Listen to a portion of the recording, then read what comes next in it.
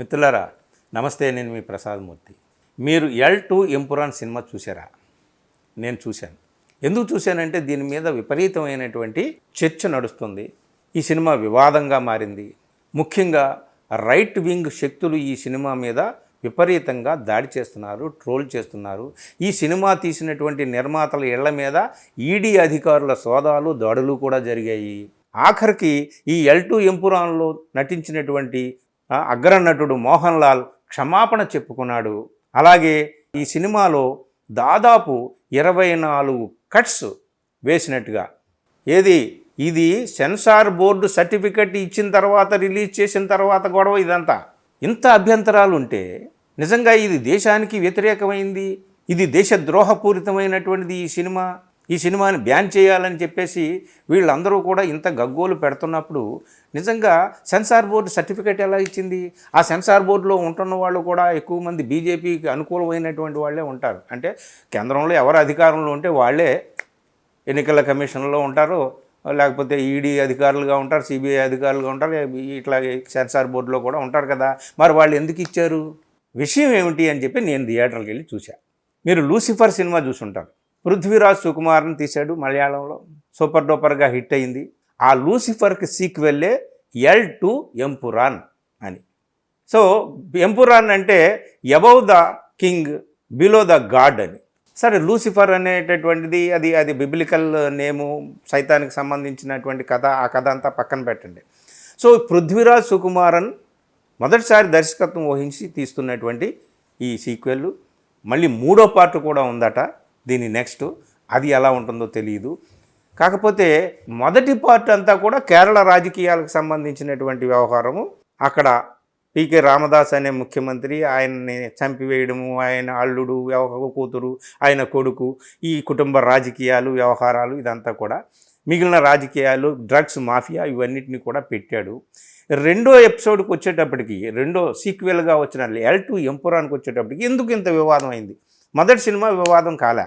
ఇది కూడా కేరళ పాలిటిక్స్ బ్యాక్గ్రౌండ్గా తీసినటువంటి సినిమానే.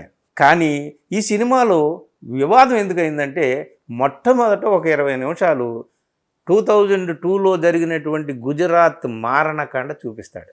గోద్రా రైలు దహనం తర్వాత గుజరాత్లో కొన్ని వేల మందిని, వందలాది మందిని, ముస్లిమ్స్ని, అమాయకుల్ని చంపివేశారు, మానభంగాలు చేశారు, దుర్మార్గం గృహ దహనాలు చేశారు, అల్లకల్లోలం చేశారు. ఇది ప్రపంచానికి అంతటికీ తెలుసు, మనకి తెలుసు.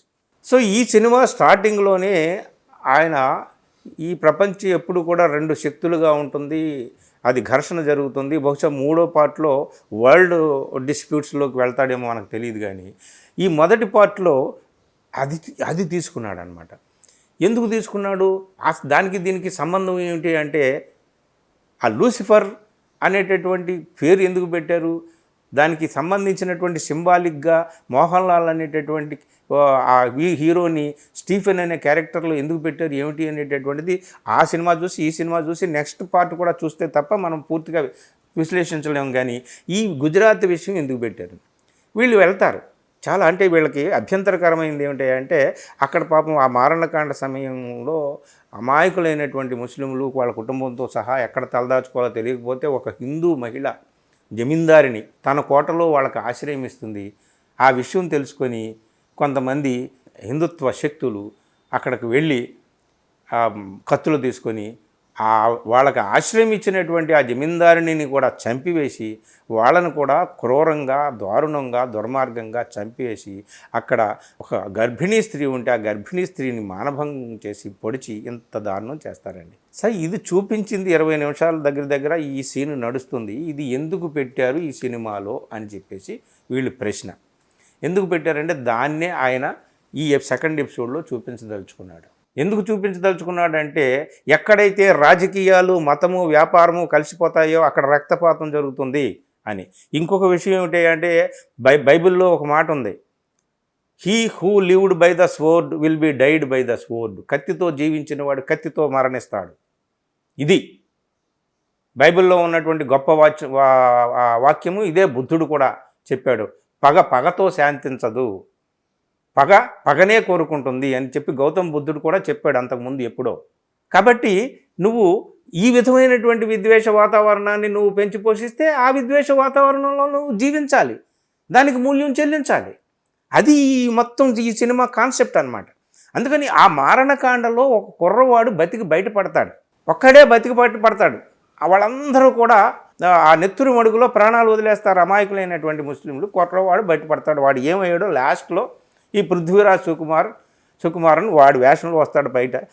అప్పుడు వాళ్ళందరినీ చంపిన బజరంగి అనేటటువంటి క్యారెక్టర్ ఏదైతే ఉందో, ఈ సోకాల్డ్ హిందుత్వ ఫోర్సెస్కి ప్రత్యేకంగా పెట్టినటువంటి అతన్ని చంపడానికి అతను వస్తాడనమాట. లాస్ట్లో అతన్ని చంపుతాడు, నేను చంపుతానని చెప్పేసి అతను చంపుతాడనమాట. మనం ఇప్పుడు చెప్పుకున్నాం కదా. సరే, దీనికి కేరళ రాజకీయాలకి సంబంధం ఏంటి అంటే, కేరళ రాజకీయాల్లో ఒక మార్పు కూడా వచ్చింది.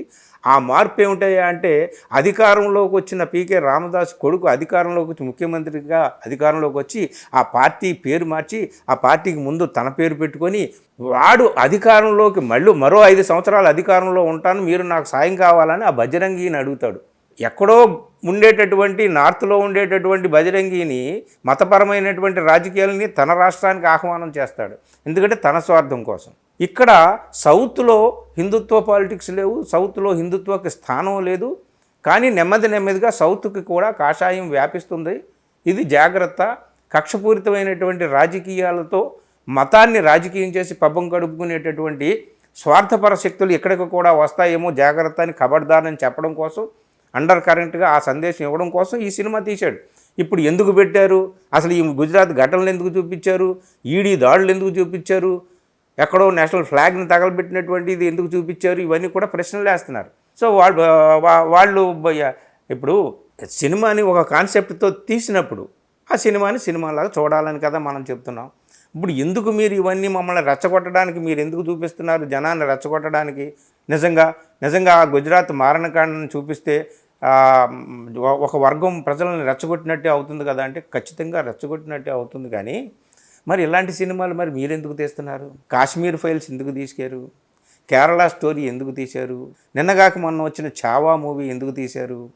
ఔరంగజేబు సంభాజీ మహారాజుని చిత్రహింసలు పెట్టి చంపుతున్నటువంటి ఘటన, ఆ దృశ్యాన్ని 40 నిమిషాల పాటు ఎందుకు చూపించారు? ఎవరి మనోభావాలని రెచ్చగొట్టి ఎవరి మనోభావాలని క్యాష్ చేసుకుందామని చూపించారు. సో మళ్ళీ మొదటికే వద్దాం. కత్తితో జీవించిన వాడు కత్తితోనే మరణిస్తాడు. నువ్వు విద్వేషాన్ని కోరుకుని నువ్వు విధ్వంసాన్ని కోరుకుంటే అదే విద్వేషంలో అదే విధ్వంసంలో నువ్వు చస్తావు. అదే ఈ కాన్సెప్ట్ ఈ సెకండ్ పార్ట్ L2 ఎంపురాన్లో. సో ఎంపురాన్ విషయంలో నిజంగా నేను చూసినటువంటి కట్స్ లేకుండా చూసినటువంటి ఫ్రెండ్స్ చెప్పిన విషయాలు ఏమేమి చూపించారని, ఇప్పుడు కట్స్ వేసిన తర్వాత ఇంకా ఏమేమి కట్స్ వేశారు ఏమిటి అనేటటువంటిది అవి రెండింటినీ పోల్చి చూస్తేనే కానీ మనం కరెక్ట్గా చెప్పలేం. కానీ ఒక్క సినిమా వస్తేనే ఇంత గందరగోళ పడిపోతున్నారు. ఒకే ఒక్క సినిమా, అది కూడా రియాలిటీ ఆధారంగా జరిగిన విషయం. నిన్నగాక మొన్న 20 ఏళ్ల క్రితం, మీరు ఎప్పుడో 300 సంవత్సరాల క్రితం 400 సంవత్సరాల క్రితం జరిగిందే సినిమాలుగా తీసి జనాన్ని రెచ్చగొడుతున్నారు. నిన్నగాక మొన్న జరిగిన దాన్ని చూపిస్తేనేమో ఎందుకు చూపించారని అడుగుతున్నారు. ఇది తప్పు కదా అని చెప్పి కొంతమంది మేధావులు ప్రశ్నిస్తున్నారు. మీరు సినిమాలు తీస్తున్నారు, వాళ్ళు సినిమాలు తీస్తున్నారు, సరే సినిమాని సినిమాగా చూడాలనుకున్నప్పుడు మీరు కూడా అలాగే చూడండి అని మేధావులు చెబుతున్నారు. ఇక్కడ ఏం చెబుతున్నారయ్యా అంటే, మనలాంటి వాళ్ళు ఎవరైనా మాట్లాడితే వీడు ఫలానా, వీడు సూడో సెక్యులరు, వీడు యాంటీ నేషనల్లు, వీడు యాంటీ హిందుత్వ, వీడు యాంటీ హిందూ, ఈ విధమైనటువంటి ముద్రలు వేసి మన మీద ఇట్లాంటివి ఏవో ట్రోల్ చేయడానికి ప్రయత్నం చేస్తూ ఉంటారనమాట. కానీ చరిత్రలో జరిగిందంతా సినిమాలుగా తీసుకుంటూ పోతే ఎన్ని సినిమాలుగా ఏ సినిమాలని అడ్డుకోగలుగుతారు? బౌద్ధ భిక్షువుల్ని చంపేసింది ఎవరు? ఎంతమంది బౌద్ధ భిక్షువుల్ని తలకాయలు నరికేసి కోటగుమ్మానికి వేలాడేసి బౌద్ధ భిక్షువుల రక్తంతో సముద్రాన్ని అంతటినీ కూడా ఎరుపెక్కించినటువంటి చరిత్ర ఉంది కదా. ఎవరు చేశారు? వాటిని అన్నిటి మీద సినిమాలు తీస్తే వేదాలు చదువుకున్నందుకు నాలుకలు తెగ్గోశారు కదా. అలాంటి ఒక్కొక్క ఘటన మీద ఒక్కొక్క సినిమా తీస్తే కొన్ని 100 సినిమాలు అవుతాయి కదా. వేదాలు విన్నందుకు చెవుల్లో సీసం పోసారు కదా. అలాంటి ఘటనలు ఒక్కొక్కటి తీసినా 100 సినిమాలు అవుతాయి కదా. మరి అవన్నీ తీస్తే రెచ్చగొట్టడానికి ఎవరు ఎట్లాంటివి తీయకూడదు. చరిత్రలో జరిగింది జరుగుద్ది. చరిత్రలో జరిగిన దాన్ని ఇప్పుడు చూపించడం అనేటటువంటిది భావోద్వేగాలని క్యాష్ చేసుకోవడం లాంటిది అయినప్పుడు, ఇది వాస్తవంగా ఇది జరిగింది, ఇది జరగకూడదు, ఉద్దేశం ఏమిటి అనేటటువంటిది ముఖ్యం అన్నమాట. రెచ్చగొట్టడం ముఖ్యమా, ప్రజల మధ్య చిచ్చు పెట్టడం ముఖ్యమా, లేదా ప్రజల మధ్య శాంతి కావాలి అనేటటువంటి అండర్ కరెంట్ మెసేజ్ ఇచ్చేటటువంటి సినిమా ముఖ్యమా? ఇది నేను ఎల్2 ఎంపురాన్ చూసినప్పుడు నేను అర్థం చేసుకున్నది ఏమిటయ్యా అంటే, నువ్వు ద్వేషపూరిత రాజకీయాలు కోసం, విధ్వంసపూరిత రాజకీయాల కోసం మతాన్ని అడ్డుపెట్టుకొని రాజకీయం చేసుకుంటే అది నీకు ఒకప్పుడు ఎప్పుడో ఒకప్పుడు నీకు ఎదురు దెబ్బ తగలగలదు. కాబట్టి అట్లాంటి రాజకీయాలకు వెళ్ళకూడదు. మనము ఇక్కడ అనేక మతాల, అనేక భాషల, సంస్కృతుల సమాహారం కాబట్టి ఈ దేశం, ఇది ఇంకా లౌకిక దేశం అని అనుకుంటున్నాం కాబట్టి, ఇంకా ఇక్కడ బాబాసాహెబ్ అంబేద్కర్ నేతృత్వంలో వచ్చిన రాజ్యాంగం అమల్లో ఉందని అనుకుంటున్నాం కాబట్టి మాట్లాడుతున్నాం. లేదు, ఇది దేశం హిందూ దేశం, ఇక్కడ రాజ్యాంగం అనేటటువంటిది లేదు, మనుస్మృతే రాజ్యాంగం, ఇక్కడ హిందువులు మెజారిటీ, మిగిలిన వాళ్ళందరూ కూడా మైనారిటీ, వాళ్ళందరూ కూడా సెకండ్ సిటిజన్స్, అది ఇది కానీ అంటే అట్లాంటి రాజ్యాంగం వచ్చి అట్లాంటి పరిస్థితి వచ్చినప్పుడు ఇక సినిమాలు ఎవరు? ఇప్పుడు నిన్నగాక మొన్న ఒక లేడీ తీసినటువంటి సినిమా ఎక్కడో బయట రిలీజ్ అయ్యి బయట అవార్డులు కొడితే ఇక్కడ దేశంలో రిలీజ్ చేయనివ్వలేదు కదా.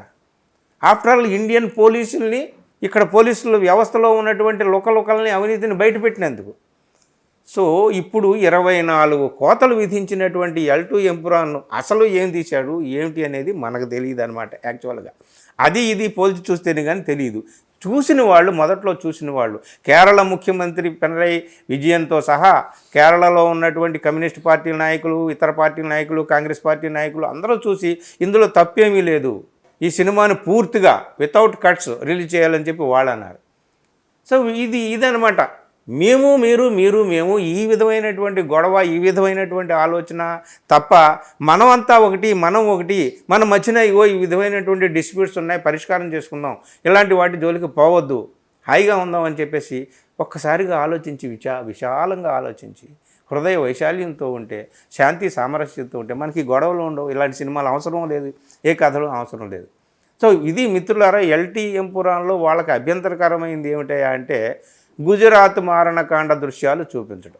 మేము ఏం చేసినా సరే ఇక్కడ చెల్లుతుంది, దాన్ని మీరు చూపించొద్దు, మాట్లాడొద్దు, మేము మాత్రం మాకు నచ్చినవి మేమైనా సరే మేము చూపించుకుంటాం. ఆ సినిమాలను ఎవరైనా ఆపగలిగారా? కాశ్మీర్ ఫైల్స్, ఆ కేరళ స్టోరీ, దీని మీద చాలా పెద్ద తతంగం జరిగింది, సుప్రీంకోర్టు దాకా వెళ్ళారు. నిజంగా అందులో ఉన్నదంతా కూడా అబద్ధం, అదంతా కూడా ఇదంటే ఇది కల్పన, అది ఇదని చెప్పి వాళ్ళు ఏదో డిస్క్లైమర్ వేసుకున్నారు. సో ఇట్లాంటివన్నీ కూడా జరుగుతున్నప్పుడు చిన్న విషయం, అదేదో సినిమా షారూఖ్ ఖాన్, దీపికా పడుకునే సినిమా పేరు గుర్తు రావట్లేదు, ఆ సినిమాలో దీపికా పడుకొని ఒక పాటలో వేసుకున్న బికినీ కాషాయ రంగులో ఉంటే దానికి అభ్యంతరం పెట్టి, గగ్గోలు పెట్టి, పోస్టర్లు తగలబెట్టి అల్లకల్లోలం చేశారు. ఇట్లాంటి దేశం అండి ఇది. ఈ దేశంలో ఎల్2 ఎంపురాన్ సినిమా అనేటటువంటి తీయడానికి ధైర్యం కావాలి, గట్స్ కావాలి. అలా ఉన్నటువంటి గట్స్ ఉన్న, సాహసం ఉన్నటువంటి వాడు పృథ్వీరాజ్ సుకుమారన్ తీశాడు. మళ్ళీ థర్డ్ పార్ట్ కోసం మనం వేచి ఉందాం. అభ్యంతరాలు చెప్పేవాళ్ళు చెప్తారు, ఫ్యాక్ట్ ఈజ్ ఫ్యాక్ట్, సత్యం సత్యమే, సత్యాన్ని ఎవరు చంపలేరు, సత్యం వద అంటే సత్యాన్ని వధించలేరు, సత్యం ఎప్పుడు కూడా బతికే ఉంటుంది.